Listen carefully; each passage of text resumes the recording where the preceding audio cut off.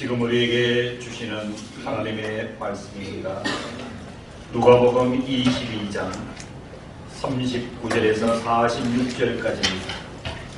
예수께서 나가사 습관을 따라 감람산에 가시매 제자들도 따라갔더니 그곳에 이르러 그들에게 이르시되 유혹에 빠지지 않게 기도하라 하시고 그들을 떠나 돌 던질 만큼 가서 무릎을 꿇고 기도하여 이르시되 아버지여 만일 아버지의 뜻이거든 이 잔을 내게서 옮기시옵소서. 그러나 내 원대로 마시옵고 아버지의 원대로 되기를 원하나이다 하시니 천사가 하늘로부터 예수께 나타나 힘을 더하더라. 예수께서 힘쓰고 애써 더욱 간절히 기도하시니 땀이 땅에 떨어지는 빗방울 같이 되더라. 기도 후에 일어나 제자들에게 가서 슬픔으로 인하여 잠든 것을 보시고 이르시되 어찌하여 자느냐. 시험에 들지 않게 일어나 기도하라 하시니라. 아멘.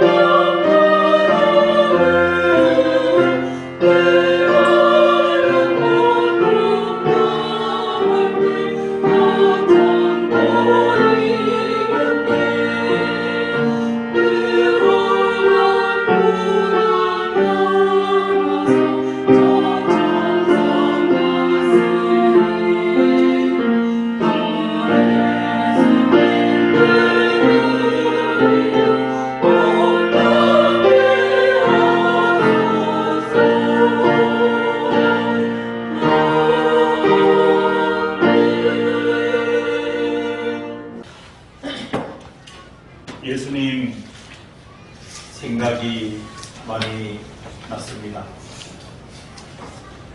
그래서 하나님의 말씀 성경을 묵상하다가 감람산에 계시는 예수님을 말씀 속에서 만났습니다. 만난 그 예수님을 여러분들에게 소개하려고 합니다. 오늘 39절에 의하면 예수께서 나가사 습관을 따라 감람산에 가시매 제자들도 따라갔더니 라고 시작을 합니다. 감람산에 계시는 예수님은 바로 기도하시는 예수님의 모습이었습니다. 여러분, 이 습관이라고 하는 것이 우리가 살아가는데 매우 중요하지요. 습관. 이 습관이라는 단어를 네이버 사전에 찾아보니까 어떤 일을 여러 번 되풀이함으로써 저절로 굳어진 행동, 이것을 사전적인 의미로서 습관이라고 할 수가 있습니다. 달리 표현을 하면은 저와 여러분들이 살면서 어떤 행위를 계속 되풀이함으로써 그것이 내 행동으로 만들어졌다는 거예요. 성경에서는 이 습관이란 에도스라고 하는 헬라어를 쓰는데요. 규칙적으로 행하는 행동, 규칙적으로 행하는 행동, 그것을 습관이라고 이야기를 합니다. 아마 여러분들 2주 전에 수요일날 성경 공부 예레미야를 공부하시던 분들은 제가 여러분들에게 유인물도 나누어 드리면서 이 습관의 문제, 버려야 될 습관과 그리고 내가 가져야 될 습관에 대해서 여러분들 빈틈을 나누어 드리면서 공부한 걸 기억하실 것이에요. 이런 습관이라고 하는 것은 좋은 습관과 나쁜 습관으로 분명하게 성경에서 구분해 주고 있습니다. 그래서 제가 이 감람산에서 제가 주님이 너무 보고 싶어서 만났다고 그랬잖아요. 그런데 이 말씀을 먼저 탁 주실 때에 이 습관의 문제를 되돌아보지 않을 수가 없어요. 이런 습관은 좋은 습관과 나쁜 습관이 있다고 말씀을 드렸잖아요. 그래서 제가 저를 이렇게 돌이켜보니까 저한테도 아주 나쁜 습관이 하나 있더라고요. 제가 가지고 있는 나쁜 습관이 뭐냐면 사모와 대화를 할 때에 사모의 말을 자꾸 끊어버리는 거예요. 말을 자꾸 끊는 거예요. 제가 지적을 몇 번 당했어요. 제가 이렇게 돌이켜보니까 상대와 대화를 할 때 대화를 끊어버리는 거예요. 예를 들어서 이렇게 얘기를 하다가 얘기를 듣는 중에 제가 추측하는 거예요. 아, 지금 이 말 하려고 하는구나. 이런 얘기를 하려고 하는구나. 라고 그 말을 끊어버리고 제가 추측을 해서 제 얘기를 해버리는 거예요. 제가 주님 이 말씀을 보면서 깨달았어요. 아, 이건 내가 참 나쁜 습관을 가지고 있구나. 그래서 하나님한테 기도했어요. 주님은 지금 습관 따라서 감람산에 가셨다 그랬잖아요. 여러분, 예수님이 가지고 있는 습관이 뭐냐면은 감람산에 자꾸 가시는 습관이에요. 그리고 거기에 왜 가셨을까요? 기도하러 가실까요? 기도하러 가실까요? 예수님이 가지신 습관은 너무 좋은 습관이셨어요. 근데 반대로 제가 가진 습관은 너무 나쁜 습관이었어요. 그래서 나의 습관을 이제는 고쳐야 됩니다.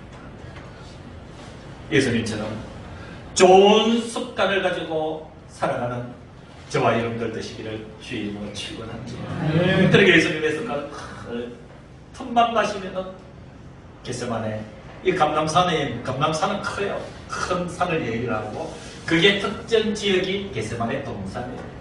거기 가시는 게 습관이 되었다라는 거예요.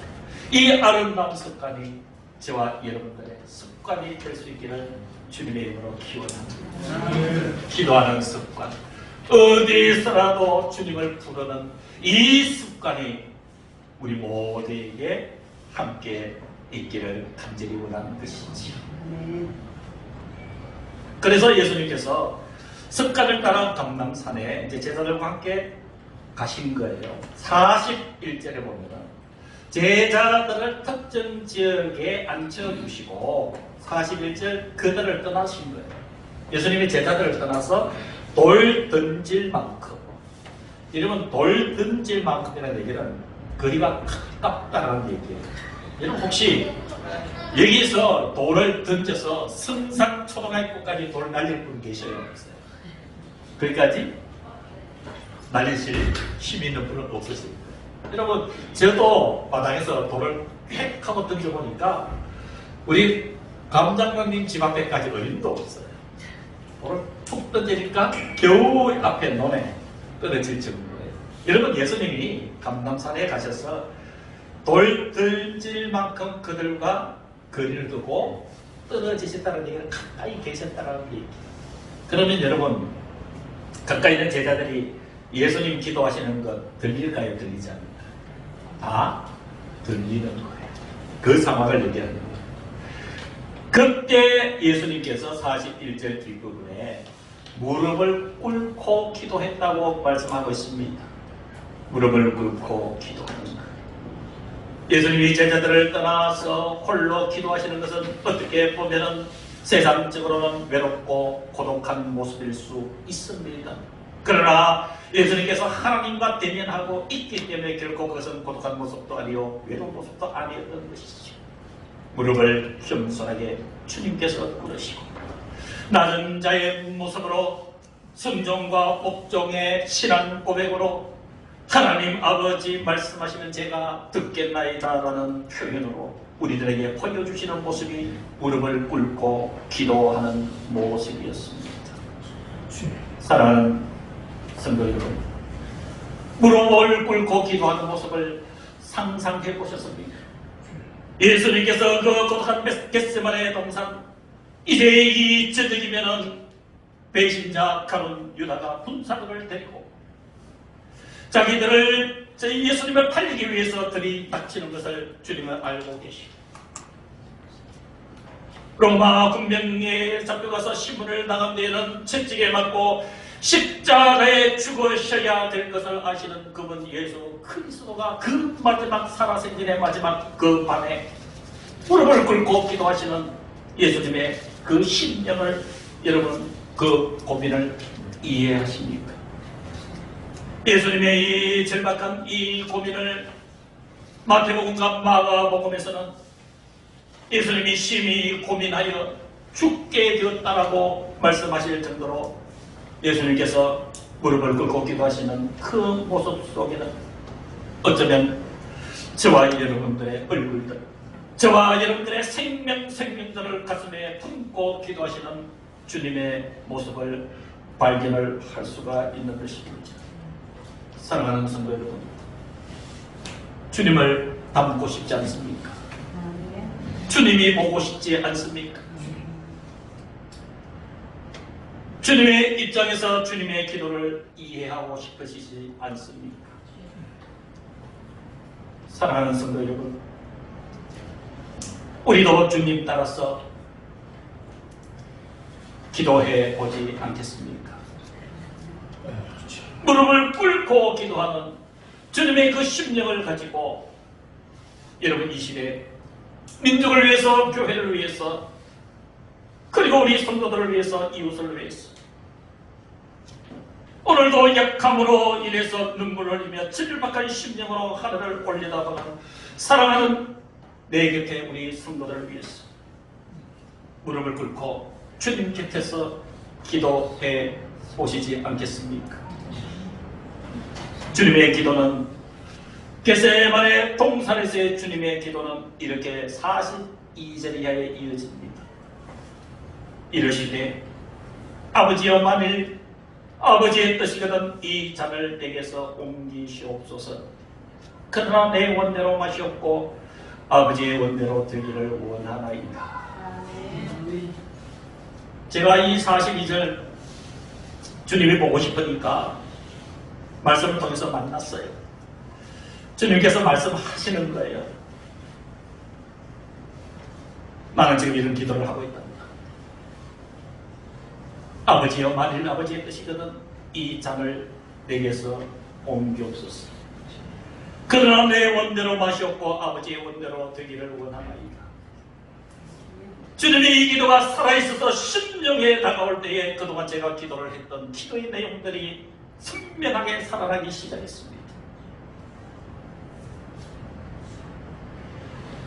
내가 원하는 그 이루어달라고 얼마나 고집스럽게 하나님께 아뢰었는지 단어 하나, 토시 하나하나, 그때 그 감성 하나하나가 제 가슴 속에서 살아나기 시작했습니다.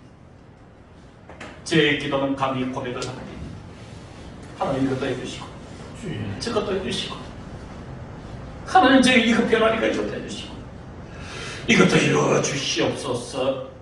간절하게 얼마나 많은 기도를 쏟아냈는지 생생하게 제 가슴과 제 귀로 들려왔던 것이지.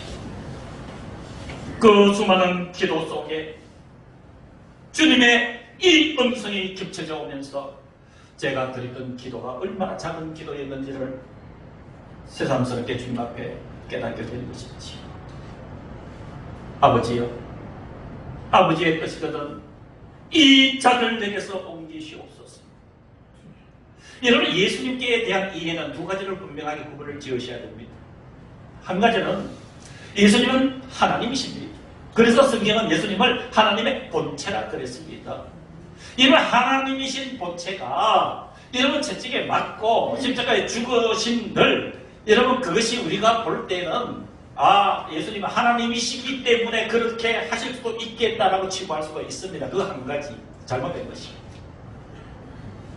여러분 분명히 예수님은 하나님 맞습니다. 이것은 틀림없습니다. 근데 중요한 것은 지금 이 겟세마네 동산에서의 예수님은 육신의 몸을 입고 인간 예수로 오신 분이에요. 달리 얘기하면 성육신하신 예수님은 마리아를 통해서 태어나신 예수님은 하나님의 신성과 인간의 인성을 함께 겸비하고 있는 이중적인 입장이에요. 그러니까 지금 예수님은 십자가를 앞두고 계시니까 이 잔, 내려놓고 싶은 이 잔, 하나님께 제발 이 잔을 내게서 옮겨 주시옵소서 하고 하는 이 잔은 영광의 잔이 아니에요. 고난과 죽음의 잔이었던 것이. 인간의 진의 몸을 입고 오신 예수님께서 감당해내기 위해서 너무도 고통스러운 일이었기 때문에 하나님 이 죽음과 고난의 잔을 내게서 좀 옮겨주십시오. 얼마나 여러분 인간적인 고뇌이었습니까? 그러나 예수님은 하나님 내 원대로 하지 마시고 아버지의 원대로 되기를 원합니다. 사랑하는 성도 여러분, 우리 기도합시다. 기도하며 삽시다. 단 내 원을 이루기 전에 우리의 기도가 하나님의 원대로 되기를 간구하는 그 십자가의 간구의 은혜가 우리에게 있어야 되는 줄로 믿습니다. 이렇게 마음을 받고 주님께서 그 모든 고통의 잔을 들여하고 주님의 원대로 되기를 원합니다. 이 간절함 속에 천사가 하늘로부터 예수님께 나타납니다. 43절입니다. 천사가 하늘로부터 예수께 나타나 힘을 더하더라. 여러분, 저는 이걸 좀 겪어보고 싶어요. 경험해보고 싶어요. 여러분, 저와 여러분들이 주님과 같을 수는 없습니다. 근데 간절한 소망이 뭐냐면은 주님이 지금 경험하시는 이 상황을 저도 좀 겪어보고 싶습니다. 그게 뭐냐면은 예수님께서 기도하시는 그 기도가 얼마나 깊고 무릎 꿇고 기도하시는 그 간절함이 얼마나 깊습니까? 여러분, 기도가 쉽지가 않죠. 여러분, 진정한 그 기도는 우리 영적인 육신의 모든 힘을 뽑아내는 듯한 힘을 소진하는 것이 여러분 기도입니다. 그래서 예수님이 그랬다는 얘기예요. 그러니까 천사가 예수님께 하늘로부터 나타나서 예수님에게 힘을 더하더라 그랬습니다. 사랑하는 성도들, 여러분들의 기도의 삶 속에 이 은혜가 있기를 주님의 이름으로 축원합니다. 저와 여러분들도 이런 심령으로 주님의 마음으로 주님, 내 원이 이루어지기 이전에 아버지의 뜻이 이루어지기를 원합니다. 간절한 마음으로 십자가 안에 엎드려 진실로 우리의 모든 정성과 힘을 다해서 간구할 때 예수님에게 나타나셨던 천사가 우리에게도 나타나 힘을 더할 때에 더 깊은 간구와 그리고 더 능력이 있는 기도자로 우리의 삶에 분명한 응답들이 주님 모습에처럼 이루어지는 줄로 믿으시기를 간절히 축원합니다. 겟세마네의 동산에서 만난 주님이 많이 그립습니다. 주님의 모습은 계속 이렇게 44절에 이어집니다. 천사로부터 힘을 얻은 예수님께서 44절에 예수께서 힘쓰고 애써 더욱 간절히 기도하시니 땀이 땅에 떨어지는 핏방울같이 되더라. 사랑하는 성도 여러분, 44절의 말씀을 붙잡고 저는 주님 앞에 아주 세세하게 질문을 던졌습니다. 힘쓰고 애써 더욱 간절히 기도하시니 땀이 땅에 떨어지는 핏방울같이 되었더라 라는 이 모습을 상상하면서 주님 앞에 질문을 지속적으로 던졌습니다. 주님 누구를 위해서 이렇게 힘쓰고 애써 간절히 기도하십니까? 주님 왜 누구 때문에 무엇 때문에 땀이 땅에 떨어지는 핏방울같이 되었습니까? 예수님 기도하셨던 그 자리 수천 년이 지났지만 지금 영적으로 말씀을 통해서 다가가 보니 그 겟세마네 동산에 아직도 남아있는 주님이 흘리신 핏방울 같은 땀방울이 느껴지는 이유는 어디에 있습니까? 주님 왜 그렇게 땀이 땅에 떨어지는 핏방울같이 기도하셨어야만 되겠습니까?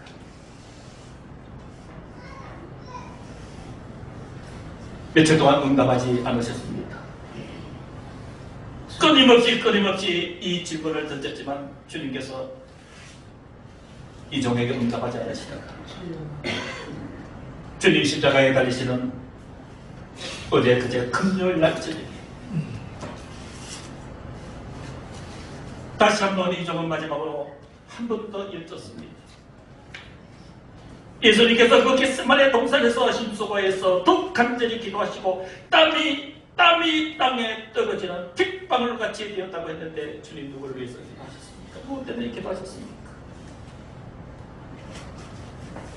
주님의 영성은 간단했습니다. 너희들을 위한 내 땀방울 핏방울입니다. 분명하게 들려주시는 것이 너라는 단수가 아니라 너희들이라고 하는 복수 표현이었습니다. 사랑하는 성도 여러분들의 얼굴들이 주마등처럼 지나갔습니다. 한 사람 한 사람 성도인 여러분들의 얼굴들이 지나가면서 여러분들의 죄악 때문에, 여러분들의 질병 때문에, 여러분들의 고민 때문에, 여러분들의 고통 때문에, 여러분들의 눈물 때문에 내가 땀이 땅에 떨어지는 핏방울같이 기도하고 있는 거예요.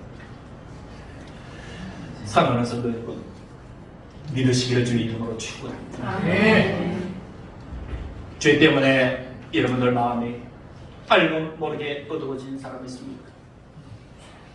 질병의 고통 때문에 이것 좀 떨쳐냈으면 좋겠다는 그 간절함 속에 오늘도 주님을 바라보시는 성도 있습니까? 삶의 여러 가지 고민에 해결되지 않는 인생의 문제 때문에 마음이 납덩이처럼 무거워져 계신다면 여러분 이제는 고백하십시오. 이제는 분명한 신앙 고백을 하십시오. 주님의 기도가 있기 때문에 이제 저는 그 삶의 어려운 자리에서 벗어납니다. 우리에게 분명한 신앙 고백이 있어야 될 줄로 믿습니다.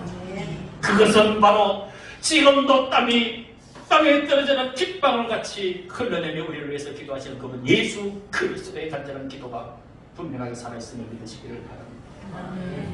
지금도 여러분들의 이름 생명 삶의 처지를 바라보시고 이해하시고 기도하시는 우리 주 예수 그리스도, 그분을 우리는 다시 만나야 됩니다. 그리고 이제 예수님이 시선을 제자들을 향해서 전환하십니다. 기도하기 전에 먼저 한마디 하셨고 기도 끝나고 똑같은 말을 두 번을 하십니다. 기도하시기 전에 주님께서 말씀하신 것이 40절입니다. 그곳에 이르러 겟세마네 동산에 이르러 그들에게 이르시되 유혹에 빠지지 않게 기도하라 하시고, 유혹에 빠지지 않게 기도하라. 예수님께서 간절히 기도하신 뒤에 45절에 똑같은 말씀을 하십니다. 기도 후에 45절에 일어나 제자들에게 가서 슬픔으로 인하여 잠든 것을 보시고, 여러분 설명드리지 않아도 제자들의 슬픔은 분명히 아실 것이에요. 예수님이 자신을 떠나신다 말씀하셨기 때문에 그들의 마음은 예수님 고난을 생각하며 슬펐던 것이지요. 그러나 그들은 힘들어 피곤했던지 잠이 들고 말았습니다. 46절 주님께서 한마디 잠든 제자들에게 이렇게 말씀하십니다. 이르시되 어찌하여 자느냐? 시험에 들지 않게 일어나 기도하라. 잠자리에 들기 위해서 금요일날 저녁에 주섬주섬 이불을 펴다가 이 말씀에 활짝 놀랐어. 그 자리에서 무릎을 꿇었습니다. 밤이 꽤 깊을 때까지 주님의 이 말씀은 제 귀에서 가슴에서 떠나지 않았습니다. 어찌하여 자느냐? 시험에 들지 않게 일어나 기도하라. 예수님의 말씀이 너무도 구체적이었습니다. 예수님의 말씀은 그대로 입체적으로 상상을 해보았습니다. 어찌하여 자느냐? 시험에 들지 않게 일어나 기도하라. 이 음성이셨습니다. 사랑하는 성도 여러분, 세상의 시험거리들, 유혹은 얼마나 많은지 세세하게 여러분 잘 아실 것입니다. 닥쳐오는 시험에 대해서 민감해야 됩니다. 세상이 주는 유혹과 시험의 핵심은 우리를 무너뜨리려고 하는 계략입니다. 이 유혹들을 세세하게 우리는 이해하고 민감해야 됩니다. 이 유혹들을 극복하고 이겨낼 용기가 우리들에게 있는가? 라는 또 다른 질문을 우리는 피해갈 수 없습니다. 그래서 유혹과 시험을 이겨낼 수 있는 길은, 아니 유혹과 시험은 이겨내야 될 대상이기에 우리는 주님의 그 겟세마네 동산의 현장, 주님께서 말씀하시는 음성을 외면할 수가 없습니다. 오늘 말씀의 결론입니다. 제자들은 시험에 빠졌지요. 주님의 적어도 오순절 성령이 강림하기 이전에는 이 제자들은 주님께서 말씀하셨던 시험에 들지 않게 일어나 기도하라는 말씀을 따르지 못했기 때문에 그들은 시험에 빠지고 말았습니다. 예수님의 고난과 죽음 앞에서 예수님을 3년이나 따라다녔던 모든 제자들은 다 도망가 버리고 말았던 그 시험이었습니다. 예수님의 제자 중에 수제자, 가장 제자였던 베드로는 한 번이 아니라 두 번도 아니라 세 번씩 나는 저 예수를 내가 알지 못하노라 라고 부인을 하는 시험에 빠졌던 것 기억하실 것이요. 예수님 말씀처럼 이 세 번의 부인 뒤에 닭이 꼭 깨어하고 울어대니 예수님의 말씀이 생각이 났어. 네가 나를 세 번 부인하리라는 말씀이 생각이 나서 그 자리에서 통곡하였더라고. 이런 복음서에서는 이 베드로의 시험에 대한 문제를 기록해두고 있습니다. 사랑하는 성도 여러분, 기도하고 있습니다. 아니, 저와 여러분들에게 주신 기도의 제목은 너무도 많습니다. 이 세상 역사를 위해서, 이 민족을 위해서, 한국교회와 대한교회를 위해서, 그리고 우리에게 주신 자녀와 후손들을 위해서, 그리고 자연의 모든 급변하는 변화 속에서 우리가 어떻게 대처해 나가야 되는지라는 이 문제론에 대해서 우리에게 맡겨주신, 우리가 그냥 설랑설렁 예수 믿는다고 살아가는 것으로 치부하고 끝낼 수 없는 절실한 기도의 제목들이 우리에게 많이 주어졌습니다. 이제 우리는 좋은 습관 하나를 가져야 됩니다. 그것은 기도하는 습관입니다. 예수님께서 습관을 따라 감람산에 기도하러 가셨던 것처럼 우리는 그 뒤를 따라야 됩니다. 우리는 예수 그리스도의 사람들입니다. 누가 뭐라 해도 우리는 예수님의 사람들입니다. 이제는 예수님이 보고 싶은 것을 떠나 우리 예수님을 닮아 가야 됩니다. 아멘. 예수님은 기도의 주님이셨습니다. 아멘. 인생에 절박함이 있습니까? 문제가 있습니까? 참으로 간절한 마음으로 해결되었으면 좋겠다라는 일망이 있습니까? 주님께 되머무르십시오. 우리 모두 기도의 자리로 나아갑시다. 아멘. 기도하겠습니다. 지금은 우리 주 예수 그리스도의 은혜와 하나님 아버지의 크신 그 사랑하심과 성령 하나님의 위로 교제 교통 능력으로 역사하시니 34번째 주일 예배를 드리고 이제 삶의 자리로 나아가는 사랑하는 모든 성도들과 우리 함께하지 못한 성도들, 이들의 심령, 영혼, 생명, 가정 속에 이 교회 위에 이제부터 영원까지 함께하여 주시기를 간절히 축원하옵나이다.